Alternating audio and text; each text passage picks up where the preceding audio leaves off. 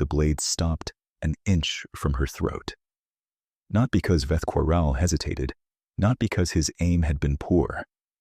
He had trained with the ceremonial edge since his second molt, 43 standard years of muscle memory, and the arc of that swing had been geometrically correct. It had been fast. By any measure available to the Quaral fighting tradition, it had been very fast. Her hand was around his wrist. She had not stepped back.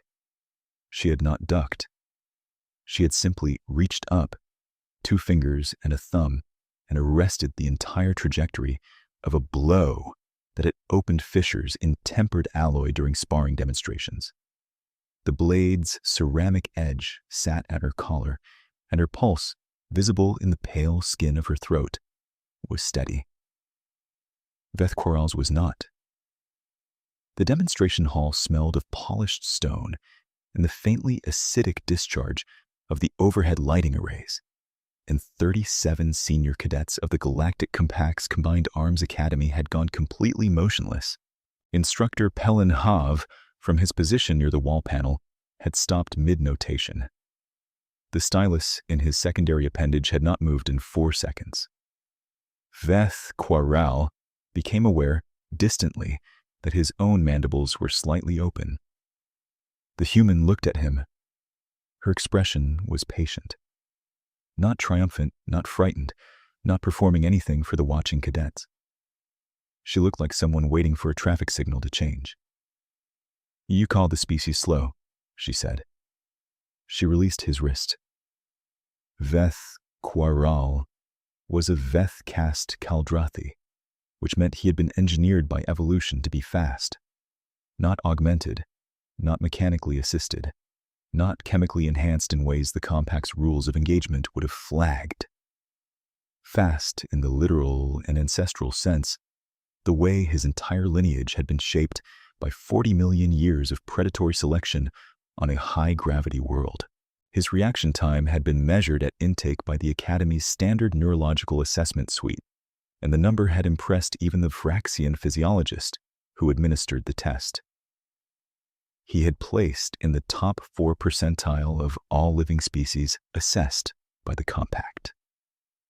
He had been very sure before this morning that this particular edge was his.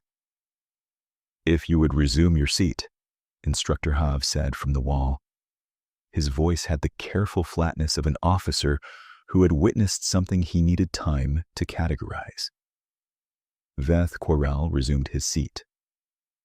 The human cadet, whose name the Academy's records listed as Mira Vasquez, walked back to the demonstration floor's center mark and stood there in the relaxed posture she had maintained since Instructor Hav had asked for a volunteer to serve as the live-fire subject for the morning's reflexive defense unit. She had raised her hand before the question was fully translated. That had been the first thing Veth Quaral had filed away as odd. The second had been the way she stood. Not the locked stillness of a creature braced for impact, but a loose arrangement of limbs that looked almost careless. The weight distributed slightly forward, the hands at her sides with the fingers slightly curled. He had seen that posture before, or something very like it, in the old combat footage archives. Predators at rest looked like that. Species for whom readiness was the neutral state. He had not connected the 2 observations before swinging. The observation he had failed to make was one he could trace backward now with the unpleasant clarity of hindsight. On the first day of cohort assembly, Vasquez had sat in the front row of the demonstration hall and watched 3 senior Kaldrathi instructors conduct a speed drill exhibition. And she had watched the drill, not the way cadets typically watch demonstrations, with the wide, somewhat overwhelmed attention of beings absorbing technique above their current tier, but with a focused, measuring quality, her head very slightly angled, tracking each movement from setup through execution, as if cataloging something she already understood and was comparing against a reference she carried internally. He had noticed it, he had filed it as attentiveness. He had not followed the thread to its logical end, which was that a species-wide median-tier cadet did not watch a Kaldrathi speed drill with the evaluating attention of someone who has reasons to be interested in the mechanics of the thing. He had categorized her by the number on her intake form, and the number had been accurate, and the number had been insufficient, and the morning had demonstrated the difference between those two conditions in a way he would not forget. "Cadet Vasquez," Instructor Hav said, and the room paid attention to the slight delay before he continued, the pause of a being choosing words with precision. "Would you be willing to explain, for the benefit of your cohort, what you did and how you did it?" She tilted her head. A small movement, just a few degrees, the way a raptor on an old nature broadcast would track motion in grass. "Which part?" she said. "The interception. You were facing away from the swing's point of origin." "I was facing away from Cadet Corral, yes." "Then, how did you know where to place your hand?" She considered this for a moment that stretched just long enough to be noticeable. Not theatrical, more like she was locating the right shelf for a concept she did not often have to explain. "Sound," she said. "Displacement." His feet shifted before the swing started. Weight redistribution makes a particular sound when someone's preparing a committed overhead strike versus a feint or a step. Different load on the heel, and then there's the air. The blade generates a pressure differential about 40 milliseconds before contact. You learn to feel that. She paused again. I specifically learned to feel that. At the Institute, before the Academy. 3 years of blindfolded close quarters work. But the underlying sensitivity is pretty much standard issue human. Veth Quaral's neighbor in the second row, a young Solvati cadet whose name glyph, translated roughly as Rind of the Morning Stone, made a soft clicking sound in her throat that was, as Veth Quaral understood it, the Solvati reflex for encountering information that contradicted a load-bearing assumption. He felt a similar reflex. He had no word for it in his own language. It felt like the moment before a tidal surge, when the water pulled back from the shore and exposed rock that had always been there, submerged. "The Institute," Instructor Hav said. "The Vasquez Institute for Applied Kinesthetics." "My parents," she said. "Yes." A data pad in the second row changed hands, passed between two Vraxian cadets with the quick, low-profile efficiency of beings who thought no one was watching. Veth Quaral did not need to see the screen to know what they were searching. He had looked it up himself 6 weeks ago, when Vasquez had been assigned to his cohort and the intake summary had listed her previous training without any of the contextual detail that would have made the summary meaningful. The Vasquez Institute was 42 years old. It had trained, over that time, somewhere in the range of 1,400 human operators, in a discipline that did not have a precise Kaldrathi translation, but that the Compact's taxonomy cataloged under the heading of biological augmentation through conditioning, which was a deeply misleading label for what amounted to teaching the human nervous system to operate at speeds the nervous system was not, at baseline, supposed to achieve. 1,400 graduates. Over a decade and a half of active Compact engagement, those 1,400 had a collective combat record that had caused 2 separate Compact security subcommittees to request clarification on whether humans were in fact a Class 3 species, or whether the initial classification had been a paperwork error. Mira Vasquez had not told her cohort any of this.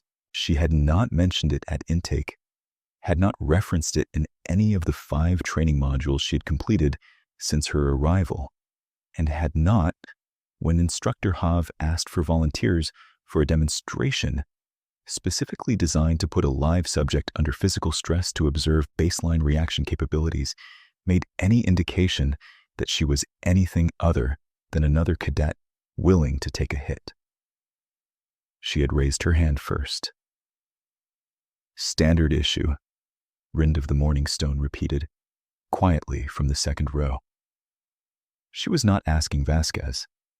She was saying it the way someone repeats a word in a foreign language to test whether they have understood the grammar correctly. "More or less," Vasquez said. She had heard, which meant her auditory range included the conversational register at 12 meters. Veth Quaral filed this away without any particular warmth toward himself for having missed it earlier.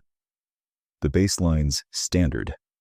Humans have a sensory integration pathway that links proprioception with auditory input in a way that most species don't. Because for about 3 million years, the species didn't have reliable night vision and had to hunt and evade in the dark. It's not gone. It's just dormant in most people who grow up in environments with adequate lighting. You can train it back. She looked at the row of watching cadets with an expression that managed to be neither modest nor boastful, just factual, the way a mechanic might explain a component's function. "It takes about 1,000 hours. Instructor Have made a notation on his board. The stylus moved with controlled deliberateness, the movement of an instructor who was deciding what the official record should reflect. Around the room, in the graduated tiers of seating, Veth Quaral could track the small physical responses running through the cohort. The Vraxian delegation had gone very still in the particular way Vraxians went still when processing competing probability trees. A Solvati cadet in the third tier had pressed her dermal plates into a configuration Veth Quaral associated, from his study of the species, with the state of acute recalibration, the physical equivalent of revising a calculation. 2 Raxian cadets in the fourth tier were exchanging looks that carried a conversation he could not follow, but whose tenor was clear enough from the rhythm of it. The cohort had come to this session with one picture of Mira Vasquez. The picture had been accurate. It was no longer complete. That gap between accurate and complete was now sitting in the room like a structural problem in a load-bearing component. The kind that does not announce itself with a crack, but with a slow, questioning silence. "We will," Instructor Have said, "revise this morning's unit." The demonstration that followed was not the one he had planned. The unit on reflexive defense for integrated species units had been structured around the assumption that reaction time differentials between species were fixed biological constants that commanders needed to account for in tactical positioning. Kaldrathi moved faster. Therefore, Kaldrathi were placed at the perimeter and in close quarters roles. Vraxians had superior spatial processing. Therefore, Vraxians were placed in navigation and fire coordination roles. Humans, whose measurable reflexes placed them in the middle tier of the compact's species roster, were placed in support and advisory positions, which was a polite institutional way of saying they were useful, but not front line. This assignment logic had governed compact tactical doctrine for 31 standard years. Vasquez sat back down in the front row, in the seat directly in front of the demonstration floor, and Instructor Have spent the next 2 hours dismantling a doctrine he had taught for 11 of those 31 years.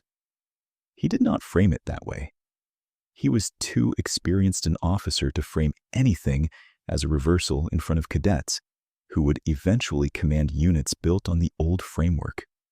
He framed it as a refinement, an updated assessment of human biological capability in light of new Institute collated data, which had apparently been circulating in certain compact security offices for some time before it reached the Curriculum Review Board. He used precise language and referred twice to relevant sections of the compact's Species Integration Manual. He did not look at Vasquez when he spoke. Vasquez, for her part, took notes. The data pad on her knee showed a document she had opened before the session began, which Veth Quaral could not read from his seat, but which appeared, from the density and formatting of the text to be a technical manual of some kind.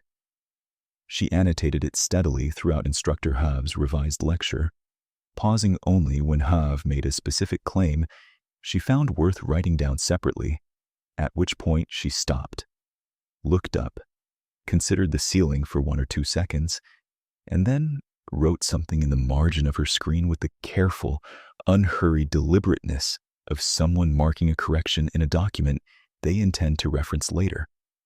Twice, she crossed something out. Once, she went back 3 pages and amended an earlier annotation in light of something Hav said 40 minutes into the session, which meant she was treating the lecture as data to be integrated into a framework she was building in parallel, not as a sequence of facts to be received and stored in the order they arrived. Veth Quaral noticed this. He did not want to notice it. The noticing had become a reflex he was no longer managing successfully. After the session, 3 cadets from the Vraxian delegation stopped her in the corridor outside the demonstration hall. Veth Quaral was far enough behind to observe without participating, close enough to hear. "The blind strike interception," one of the Vraxians said. Her name was Tessaveth, and she was the delegation's best systems analyst, the one who had scored highest on the spatial processing assessment at intake and who had a habit of asking the last question in any session, the one that reframed whatever had come before. "You've done it before. More than once." "A few times," Vasquez said, "in training or in field engagement." She looked at Tessaveth for a moment. "Both." Tessaveth processed this.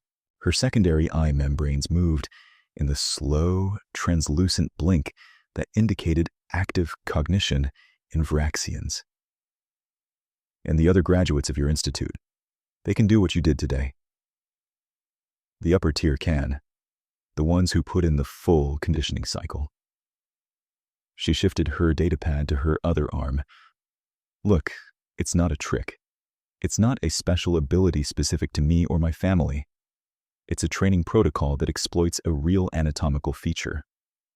Any human with intact auditory processing and sufficient hours in the dark can get there. We've been doing it in one form or another since before we had cities." "Since before you had cities," Tessaveth repeated. The translator implant behind her jaw pulsed faintly as it worked through the temporal scope of the statement. "My grandmother used to say," Vasquez said with something in her voice that was not quite a smile and not quite something else, "that humans have been practicing for everything the galaxy is going to throw at us for about 4 million years. We just didn't know that's what we were practicing for." She walked away. The 3 Vraxian cadets stood in the corridor for a moment after she rounded the corner, and Tessaveth looked at the other 2, and none of them said anything, because sometimes the most honest response to information is the absence of a rebuttal. Veth Quaral went back to his quarters and looked at his wrist for a long time. There was no mark. She had not gripped hard enough to leave one, which meant she had used only the force necessary to halt the blade, and not a fraction more, which told him that the force she had used had been a chosen quantity rather than a reflex maximum. She had caught a Kaldrathi strike and then, in the same motion, calibrated her response to avoid causing injury to the person she was stopping. In his tradition, that was called the difference between a warrior and an expert. He was not, upon reflection, angry about this. He was something else. Something that did not have a clean name in Kaldrathi, which had 17 words for competitive pride and only 2 for the particular state of finding out that your best quality is also someone else's good quality, and that they came to it by a completely different road, and that the road they took runs through 4 million years of dark nights and predators you cannot see. He opened the Academy's shared research archive and looked up the Vasquez Institute's published training methodology, which was publicly available, which he found worth noting, the kind of strategic transparency that could either mean a species had nothing to hide or meant a species had decided that openness was itself a form of confidence. The methodology ran to 943 pages. He was still reading when the morning's second session began. The second session was Compact History and Species Integration Theory, which was taught in a large, curved amphitheater designed to accommodate the range of physical sizes and atmospheric preferences in a standard mixed species cohort. Veth Quaral arrived 3 minutes early, which was his habit, and found Vasquez already there, in the same front row seat she had occupied for 3 weeks, with a different data pad and a cup of something warm from the mess that released a smell he had cataloged on day one as coffee, a human-specific stimulant that apparently had the same cultural weight for humans that fermented grain extract had for Kaldrathi, which was to say, the weight of routine, of the small repeated act that anchors a long day. The session's topic, as listed in the morning schedule, was the Integration Accords and the Founding Species Doctrine.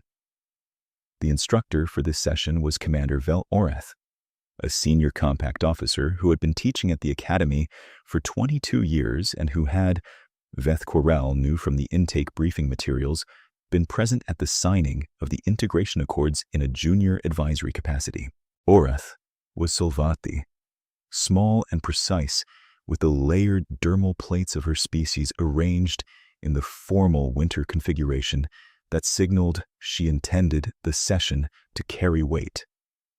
She had a reputation among cadets for delivering unpleasant information without apology, which was an unusual quality in an institutional officer, and which Veth Quaral had initially interpreted as bluntness, and now, having watched her for 3 weeks, was beginning to reinterpret as a different kind of precision, the kind that refuses to let the comfortable reading stand when the accurate reading is available.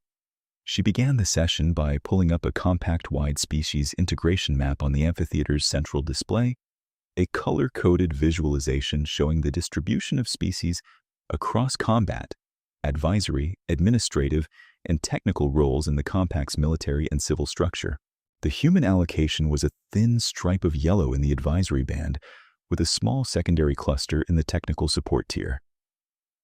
This map, Commander Orath said, was accurate as of 14 standard months ago. She pulled up a second map. The yellow stripe had grown. Not dramatically, not the kind of change that rewrote institutional doctrine overnight, but measurably, concentrated in specific zones where the compact had engaged the Scraith incursion along the border watch line, a string of 14 stations positioned at the edge of charted compact space, where the Scraith had been running interdiction operations for the past 18 months with consistent, costly effectiveness. The stations along the border watch line, as she said, have recorded a 91% retention rate over the 14-month period during which the Scraith have been conducting sustained interdiction operations. The number sat in the air of the amphitheater. Veth Quaral ran the math. The Scraith interdiction operations along the border watch line were not, by compact standards, a minor tactical problem. They had cost the compact 7 stations in the 18 months prior to the integration shift. 7 stations, each representing significant materiel, strategic access, and the lives of between 200 and 400 personnel. The casualty rate during that period had been logged in the briefing materials as among the highest sustained engagement losses since the compact's founding. The Border Watch Corridor had been developing a reputation in the operational planning offices Veth Quaral had read about in pre-academy preparation as a problem without a clear tactical solution. And then, 14 months ago, something had changed. The integration shift, Orath said, involved the assignment of a human-led rapid response element to each of the 14 stations along the active interdiction corridor. The change in retention rate followed within the first operational cycle. She set down her notation board. I am going to ask Cadet Vasquez to explain what that element does. Cadet. Vasquez did not look surprised to be called on. She had been called on in this session before. Orath had a pattern, which Veth Quarel had identified in the third week, of calling on Vasquez precisely when the curriculum reached material that the curriculum's original drafters had not had complete information to assess. It was not random selection. It was a structural choice. Orath, using the room's best available primary source to fill the gaps in a document that had been written before the gaps were visible. Vasquez set down her coffee. We're called Forward Reconnaissance and Breach Response, she said. It's not a complicated job description. The Scraith hit fast and in variable patterns, which means that by the time a standard response unit has identified the breach vector and assembled, the breach is already inside the station's inner perimeter. The rapid response element's job is to go toward the breach immediately, on instinct, before the picture is complete. We use the sensory integration work to operate in compromised visibility environments, smoke, power failure, partial atmosphere, whatever the Scraith access method leaves behind. We hold the inner perimeter while the main response mobilizes. She paused. We take the first contact. What does that mean, operationally? Orath said. Be specific. Vasquez was quiet for a moment, not hesitating, framing. It means that in 14 months across 14 stations, the element has had 47 first contact engagements with Scraith incursion forces. In 44 of those engagements, the Scraith were turned or eliminated before they reached the station's civilian zone. 3 engagements resulted in partial breaches that were contained within 4 minutes. She paused again. Element casualty rate is 17%. The amphitheater was quiet. 17%, Tessiveth said from the upper tier. She had moved in the seating arrangement since the morning, positioned herself 3 rows closer to the front. Over 14 months, 47 engagements. Yes. That is a lower casualty rate than the general station garrison. Yes. You are the unit taking first contact. Yes, she said for the 3rd time in the same voice. The Vraxian cadet processed this in silence. So did everyone else in the amphitheater. Veth Quarel found himself working through it from first principles, the way he had been trained to work through tactical problems, looking for the assumption that would make the number make sense. First contact units in every species combat doctrine he had studied absorbed the highest casualty rate in any engagement precisely because they were moving before the information picture was complete. The advantage they conferred on the broader force came at the cost of accepting first blood. A 17% casualty rate across 47 engagements meant the element was doing something to the calculus of first contact that standard doctrine said was not possible. Some combination of speed and environmental adaptation and willingness that was narrowing the kill window in a way the mathematics of the engagement were not supposed to allow. He looked at her from the 2nd row. She was not looking at him. She was looking at the display, where the updated integration map still showed the Border Watch corridor in changed colors, and her expression had settled into something that was not the patient neutrality she had worn in the demonstration hall. Something quieter. Something that had weight behind it. The way a word has weight when it stands for more than its dictionary definition, when it has been earned by the thing it names. The 17%, Commander Orath said. How do you assess that number? Vasquez turned her cup in her hands. Once. The ceramic made a small sound on the desk surface. It's not low enough, she said. No one in the amphitheater said anything for 4 seconds. There are 6 people in my element, she said. 4 weeks ago, we lost Corporal Idris Farouk on the 9th station during an incursion that came in a sector we hadn't yet fully mapped. He knew the sector was incomplete. He went anyway because someone had to go. She set the cup down. 17% of 47 engagements is a number. Farouk is not a number. So no, I don't think 17% is low. Commander Orath looked at her for a moment. Then she looked at the amphitheater. This, she said, is the part of the integration accords that the founding document does not cover cleanly. The accords define species integration in terms of capability, complementarity, Kaldrathi speed, Vraxian spatial processing, Solvathi systems analysis, humans in advisory and support. She let that sit for a moment. What the Border Watch deployment data demonstrates is that the integration model was built on incomplete species assessment. That the decision to classify humans as advisory tier was made on the basis of neurological benchmarking that did not account for condition capability development. And that the tactical cost of that incomplete assessment was 7 stations and the lives of their personnel before the framework was updated. She pulled up the original intake assessment documentation on the display. The scale, the metrics, the reference ranges, the yellow stripe thin and certain against the wider allocation bands. The founding species doctrine, she said, is not scripture. It is a working model. Working models are updated by evidence. She closed the display. You will each, over the course of this term, identify one assumption in the current compact doctrine that is held with more confidence than the evidence warrants. You will write a proposal for how that assumption should be tested.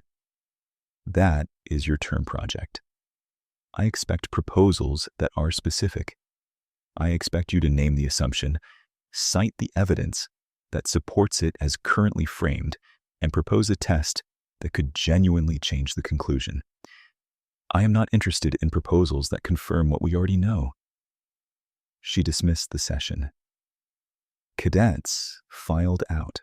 Veth Quaral descended from the 2nd tier and found himself moving in the same direction as Vasquez, both of them heading toward the main corridor that connected the academic wing to the barracks. He did not plan what he said next. It came out of something that had been sitting at the base of his cognition since the morning, unresolved, the way a splintered edge on a tool will catch at the finger until it is addressed. The blade this morning, he said. You could have told me. Before, during intake, you could have told the cohort what you were. She looked at him. They were walking, and she did not break stride. You called my species slow, she said. In the mess hall, 3 weeks ago. You were talking to the Vraxian delegation and you said humans had the slowest baseline reflexes of any combat-capable species the compact had assessed, and that it was why we were better suited to support roles, and that the integration advocates were doing humans a disservice by pushing them toward frontline deployment. Veth Quaral remembered the conversation. He had not known she was in the adjacent row. I wasn't wrong, he said. The baseline numbers are accurate. They are, she agreed. And you weren't wrong that baseline matters. Baseline matters for a lot of things. She stopped walking. He stopped too. What you were wrong about is thinking baseline is fixed. And what you were wrong about is thinking the number on the assessment tells you what a species will do in the field.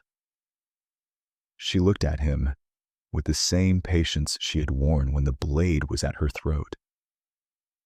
I didn't tell the cohort what I was because I was waiting to see what the cohort was, whether the assumptions were worth addressing directly or whether people would get there on their own. She resumed walking. Some of them would have gotten there on their own. Rind of the Morning Stone would have. She's been reading everything she can find on human physiology since the 3rd day of term. She just hasn't said anything yet. Veth Quaral filed this away. And me. You needed the demonstration. He considered whether he was offended by this. He found that he was not, which itself felt significant. The absence of offense in the place where Kaldrathi pride customarily lived. The 943 pages. The Vasquez Institute methodology. She glanced at him sideways. You found that? This morning. I've read through chapter 14. Something shifted in her expression. Small, not quite approval, more like the recalibration of a measurement tool when it receives a reading in an unexpected range. She was quiet for a moment, and in the corridor's cool lighting, her face had the same quality of focused attention it carried in the demonstration hall. The quality of someone who was genuinely assessing a new data point and had not decided yet what to do with it. Chapter 9 is where the actual conditioning protocol starts, she said. Everything before that is context and foundational anatomy. She paused. If you make it through chapter 20, the cross-species adaptation section starts. We've had 3 Kaldrathi run the modified protocol. Reaction latency improvement was better than we expected. Your species' proprioceptive architecture is different from ours, but the underlying sensory integration pathway is there. It just connects to different input streams. The sound processing is analogous. The pressure sensitivity runs through different dermal structures, but it's there. They reached the fork in the corridor, where the paths to the different species barracks diverged. The lighting in both directions was the standard cool white of the Academy's interior systems, even and functional. How many hours? Veth Quaral said. She understood the question without elaboration. For a Kaldrathi, starting from an already conditioned baseline. Probably 600, maybe less. We don't have enough data points to be certain. The 3 who ran the modified protocol were all senior operators, not cadets at your stage. Cadets absorb conditioning differently. You might do better. He nodded. She walked toward the human barracks. He watched her go, not with the tracking attention of the morning, but with something more considered, the attention of someone taking accurate note of a thing they had previously seen and categorized wrongly. He went to his quarters and found his place in chapter 9. The chapter opened with a section on what the Institute called the dormancy hypothesis, the finding, supported by 38 years of conditioning data across 1,400 graduates, that the sensory integration pathway was not absent in uncoordinated humans, but functionally silent, the way a muscle group goes quiet during a long period of disuse and requires specific stimulus to reactivate. The chapter cited pre-industrial human hunting practices, emergency response data from Earth's 21st century crisis management records, deep-sea navigation work conducted by isolated coastal communities who had maintained traditional practice, and 3 meta-analyses of combat performance data from human operators in environments with compromised sensor technology. The evidence base for the dormancy hypothesis was, Veth Quaral had to acknowledge, exceptionally clean.